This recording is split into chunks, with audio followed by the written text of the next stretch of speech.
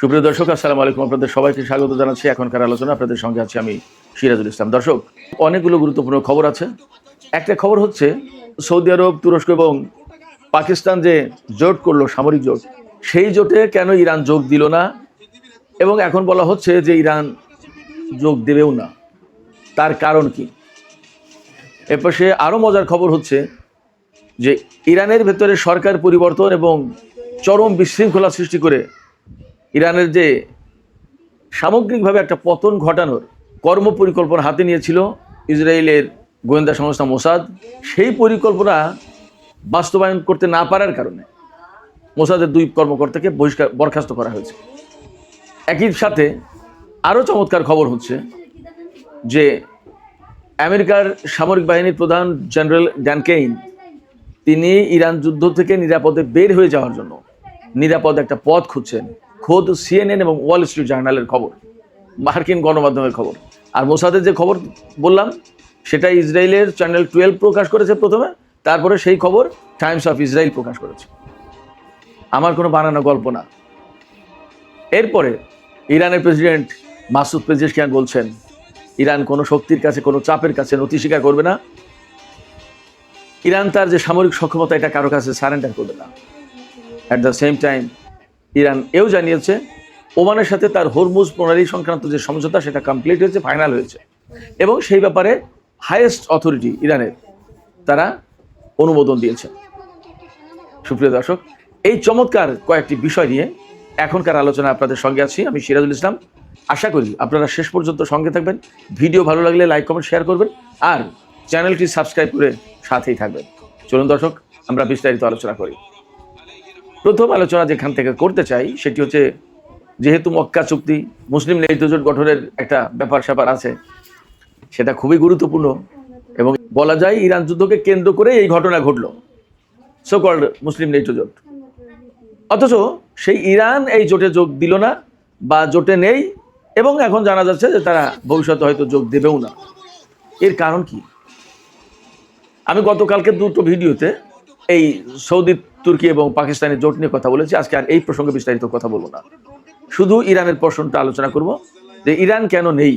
আমি তার আগের একটা গুরুত্বপূর্ণ তথ্য জানাই, তাহলে বুঝতে পারবেন আপনারা যে ইরান কেন নেই। বেশ কয়েক বছর আগে রাশিয়া প্রস্তাব দিয়েছিল ইরানকে একটা সামরিক জোট গঠন করার জন্য। রাশিয়ার সাথে কিন্তু সামরিক জোটে আছে উত্তর কোরিয়া এবং বেলারুশ, একেবারে সরাসরি জোটে আছে। ইরানকেও এরকম প্রস্তাব দিয়েছিল, কিন্তু ইরান সেই প্রস্তাবে রাজি হয়নি, যুক্ত হয়নি, অর্থাৎ রাশিয়ার সাথে সামরিক জোটে যুক্ত হয়নি। ইরান ইন্টারেস্টেড কোথায় ছিল? রাশিয়ার সাথে সামরিক সহযোগিতা বিপুল পরিমাণে হোক, বাট নট অ্যালায়েন্স, কোনো জোট না। এই জায়গা থেকেই একটা উত্তর খুঁজে পাবেন। রাশিয়ার মতো একটা শক্তি, আমরা অনেকেই বলে থাকি, আমার কাছে অনেকেই প্রশ্ন করেন যে রাশিয়ার সাথে কি ইরানের সামরিক জোট আছে? রাশিয়া কি ইরানের উপরে হামলা হলে রাশিয়া চলে আসবে? রাশিয়ার সাথে কৌশলগত চুক্তি আছে, যেমন আছে চীনের সাথে, কিন্তু রাশিয়ার সাথে সরাসরি সামরিক জোট নেই। কেন নেই? জোট হলেও অনেকগুলো ব্যাপার আছে। ধরুন কোনো একটা দেশ ভুল করে বা অন্যায় করে আর একটা দেশের বিরুদ্ধে হামলা চালিয়ে বসলো, যুদ্ধ লেগে গেল, তখন আপনাকে কিন্তু সেই অন্যায়ের পক্ষে দাঁড়িয়ে যুদ্ধ করতে হবে। এটা একটা ব্যাপার। আরেকটা ব্যাপার হচ্ছে যে ইরান আসলে স্বাধীন সত্তা হিসেবে, এই সামরিক জোট হিসেবে কোথাও কাজ করতে চায় না। সামরিক জোটের একটা ব্যাপারই থাকে যে কোথাও না কোথাও মানে জোটবদ্ধ থাকে, মানে মারামারি, লাঠিয়ালি, এইরকম একটা ভাবসাব থাকে। সামরিক অভিযান চালিয়ে বেড়ানো দেশে দেশে, যেমনটা নেটো জোট করছে, ইরান এই সমস্ত ভিতরে থাকতে চায় না। ইরানের যেহেতু একটা নির্দিষ্ট আদর্শ আছে, তার একটা জাতীয়তাবাদী চিন্তা আছে, তার একটা আলাদা ইতিহাস ঐতিহ্য আছে, তার একটা আলাদা নিজস্ব সংস্কৃতি আছে।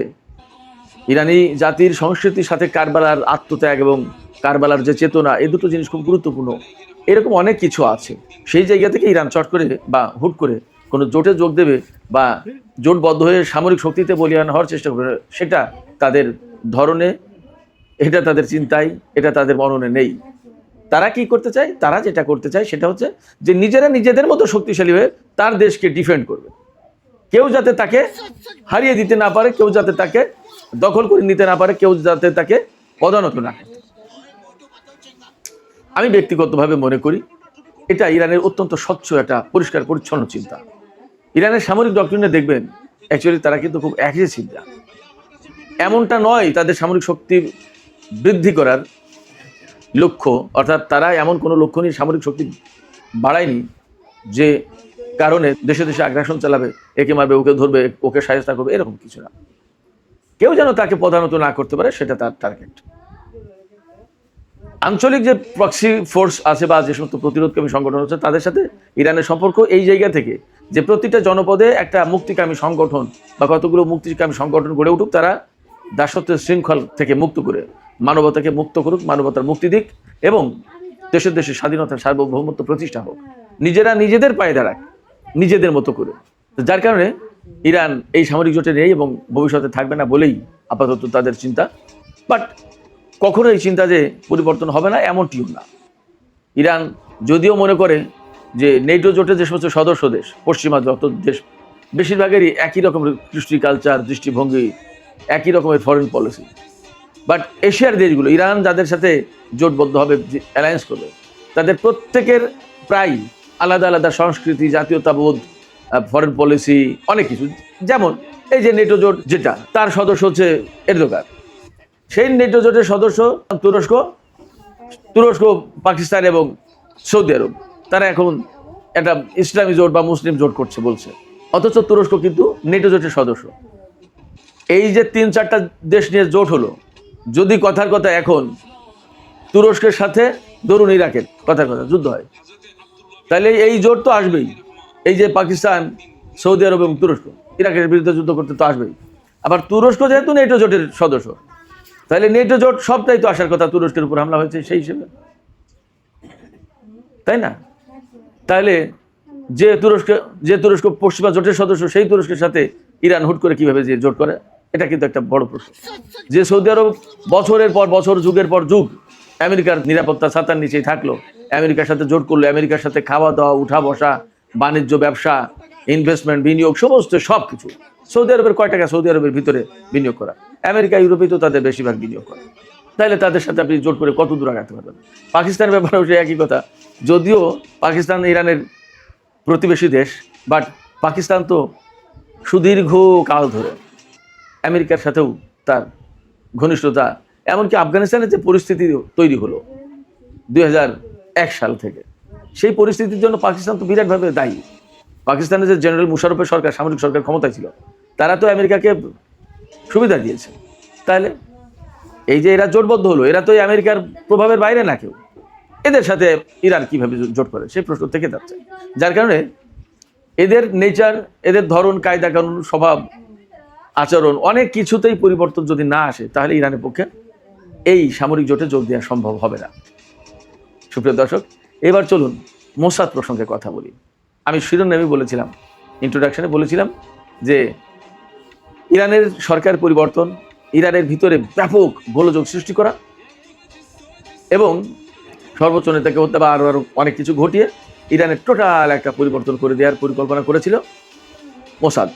এই পরিকল্পনার সাথে জড়িত ছিল 2 জন কর্মকর্তা, একজন মোসাদের ইন্টেলিজেন্স ডিরেক্টরের প্রধান, আর একজন হচ্ছে মোসাদের ইরান বিভাগের প্রধান। মোসাদের বহু সেকশন আছে, Pakistan section, Iran section, India section, America section, তুরস্ক section, Saudi section, total Middle East section, এরকম বিভিন্ন রকমের সেকশন থাকতে পারে। তো ইরান সেকশন বলতে যেটা আছে, তার প্রধান এই 2 জন ব্যক্তি ইরানের সরকার পরিবর্তন, ইরানের ভেতরে ব্যাপকভাবে গোলযোগ সৃষ্টি করা, বিশৃঙ্খলা সৃষ্টি করা, কুর্দিদেরকে ইরানের ভিতরে ঢুকিয়ে দিয়ে IRGCর উপরে হামলা চালানো ইসরায়েলের পক্ষ থেকে এবং কুর্দিদের পক্ষ থেকে, এবং ইরানের ভেতরে প্রচুর নাশকতা বলতে যা বোঝায়, মানুষের জীবনহানি থেকে শুরু করে সব ধরনের জ্বালা উপড়াও, ভাঙচুর, ধ্বংস ইত্যাদি ইত্যাদি, এগুলো করার তাদের প্রোগ্রাম ছিল, প্ল্যান ছিল, পরিকল্পনা ছিল। এবং এই পরিকল্পনা যে শতভাগ সাকসেস হবে এইরকম ভরসা দেওয়া হয়েছিল নেতানিয়াহুকে, এবং নেতানিয়াহু সেই পরিকল্পনা ডোনাল্ড ট্রাম্পকে বলেছিল। বলা হচ্ছে, দাবি করা হচ্ছে খবরে, যে এই পরিকল্পনা দেখে সিআইএর লোকজন, সিআইএর মার্কিন কেন্দ্রীয় গোয়েন্দা সংস্থা যেটা সিআইএ, তারা হাসাহাসি করেছিল এবং বলেছিল এটা বাজে একটা পরিকল্পনা, এটা হবে না। কিন্তু নেতানিয়াহু ডোনাল্ডকে ব্যক্তিগতভাবে বৈঠক করে পারসুয়েট করেছিল। এবং আমি সেই শুরু থেকে বলে আসি, ডোনাল্ড ট্রাম্পকে নেতানিয়াহু খুব বড় একটা আশার বাণী শুনিয়েছিল। সেই আশার বাণীটা হচ্ছে যে শেষ জামানায় একজন খুব খারাপ একজন শাসক আসবে, সেই খারাপ শাসক হচ্ছে ইরানের আলী খামেনি, সাবেক সর্বোচ্চ নেতা আয়াতুল্লাহ আলী খামেনি। আর তাকে একজন হত্যা করবে, একজন খ্রিস্টান রাজা, কিং, সেই কিং হচ্ছেন আপনি, ডোনাল্ড ট্রাম্প। আপনি তাকে হত্যা করলে এই যে বাইবেলের যে বর্ণনা, সেই বর্ণনার কিং আপনি হয়ে যাচ্ছেন। স্বর্গে চলে যাবে ডোনাল্ড ট্রাম্প। এদের কিন্তু স্বর্গ নরক এগুলো তো বিশ্বাস আছে, খ্রিস্টান ইহুদি এরা তো আল্লাহ খুদায় বিশ্বাস করে। আরেকটা আশা দিয়েছিল, আমি শুরু থেকে বলে আসছি, সেই আশাটা হচ্ছে যে ইরানকে কবজা করতে পারলে পুরো মধ্যপ্রাচ্য কাত, আর কিচ্ছু করা লাগবে না।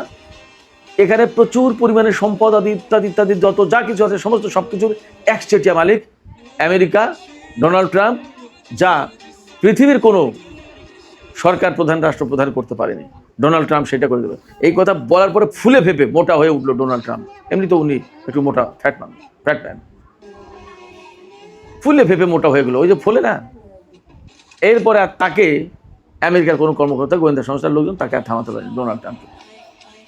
ইরানের উপর হামলা চালিয়ে দিয়েছে। এবং ওই পরিকল্পনায় ডোনাল্ড ট্রাম্পকে আর একটা কি বলেছিল নেতানিয়াহু, ডোনাল্ড ট্রাম্প কিন্তু ইসরায়েলকে বাঁচানোর জন্য, শক্তিশালী করার জন্য, মধ্যপ্রাচ্যে তার প্রভাব প্রতিপত্তি বিস্তার করার জন্য এই যে আব্রাহাম অ্যাকর্ড এনেছে, অনেক কিছু করে।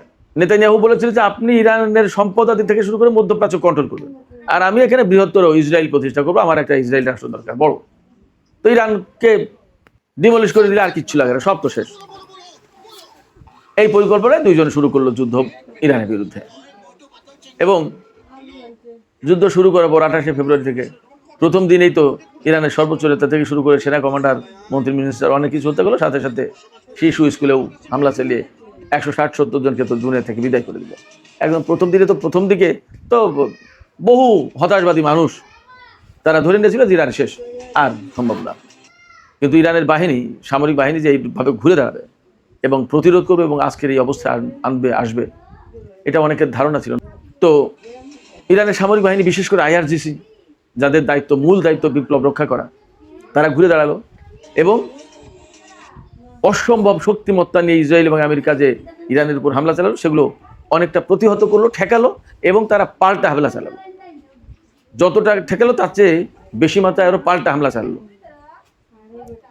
ইরানের সামরিক বাহিনীর স্ট্র্যাটেজি ছিল এই যে ওরা হামলা চালাচ্ছে আমাদের উপর, আমরাও যদি ওদের উপর হামলা চালাই পাল্টা, এবং ওদের সামরিক সক্ষমতা, বিশেষ করে ঘাঁটি, ওদের বিমান, এগুলো যদি ধ্বংস করে দিতে পারে, তাহলে ওরা হামলা চালাবে কি দিয়ে, কোথায় থাকবে?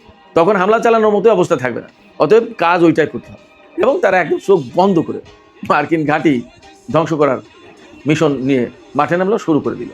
এবং আপনারা দেখেছেন আমার গল্পরা, আমেরিকার গণমাধ্যমে কি বলছে, কত বিমান তাদের ধ্বংস হয়েছে, কত ড্রোন ধ্বংস হয়েছে, F-15, F-16, F-35, যত গর্বের জিনিস যেটা ইরানের আকাশে প্রবেশ করেছে ওইটাই মেরে দিয়েছে। কিছু কিছু পালিয়েছে। প্রসঙ্গক্রমে বলে রাখি, গত পরশুদিন ইরানে একটা প্রদর্শনী হয়েছে। সেই প্রদর্শনীতে F-15, F-35, KC-130 হারকিউলিস বিমান, আমেরিকার সর্বাধুনিক ড্রোন, ইসরায়েলের হেরমেস ড্রোন, এগুলো প্রায় অনেকটা অক্ষত অবস্থায় নামিয়েছে বা ভূপাতিত করেছে। এই সমস্তগুলোর প্রদর্শনী করেছে ইরান, যে এইগুলো আপনারা ধ্বংস করেছে, দেখো। আমি আপনাদেরকে বলি আরো অনেক কিছু প্রদর্শনী আপনারা পাবেন, অনেক কিছু বাকি আছে। ইরানের হাতে অনেক কিছু আছে, ওয়েট, দেখতে পাবেন, অনেক কিছু আছে। আমেরিকা এমনি ইরানের কাছে নত হচ্ছে না। এই যে যুদ্ধ থেকে নিরাপদে সরে যাওয়ার চেষ্টা করছে, এমনি না।